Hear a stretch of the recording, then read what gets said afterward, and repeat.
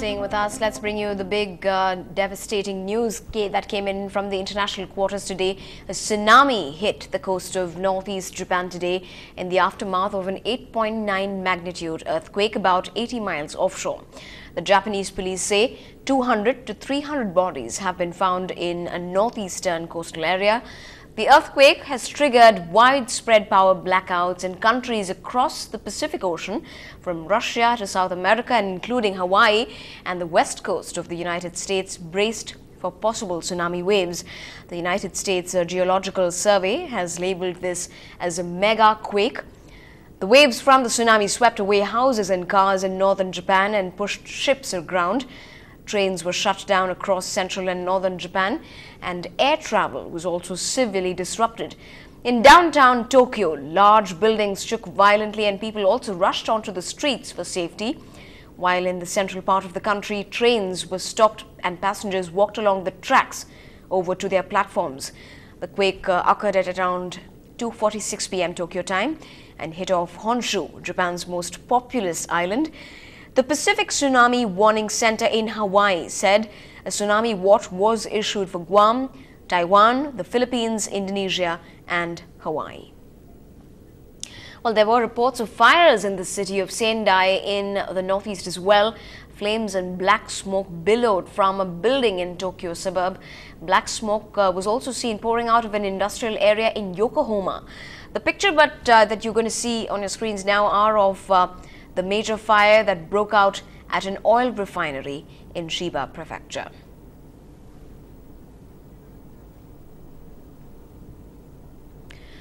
On to some national news. Now, in what could be a breakthrough in the Radhika Tanwar murder, the Delhi police say they have identified Radhika's killer.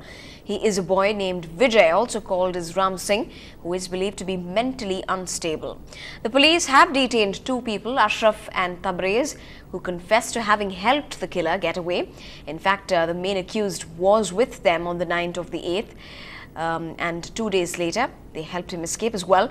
They told the police that they stayed with the main accused, who was bashed up by her relatives for harassing her. He allegedly wanted to take revenge for his public humiliation. The police say the version of these men corroborates their investigation so far. Also, the suspect's sketch has been recognized by a few witnesses. Hassan Ali Khan, the man the Enforcement Directorate called the biggest tax evader in the country, walked out on bail today. The court says he got bail because the agency had simply failed to provide enough proof that he was a money launderer. The expected setback in court came within minutes. The Mumbai Sessions judge granted Hassan Ali bail, saying it has not found anything in the Enforcement Directorate evidence that shows he is guilty of money laundering, a charge under which the ED had arrested him last week. Hassan Ali has pointed out, and his stand from beginning is in the so-called notices that he has no such money. Enforcement Department could not produce any material before the Honorable Court. The biggest setback, the Enforcement Directorate had given the court documents related to 3 Swiss accounts in the name of Hassan Ali and his wife Reema Khan, in which it alleges the accused has stashed $8 billion. The court found the accounts had not even been in use since 2001. The court also found the affidavit signed by Hassan Ali that shows arms dealer Adnan Khashoggi transferred $300 million into his Zurich account is not an original.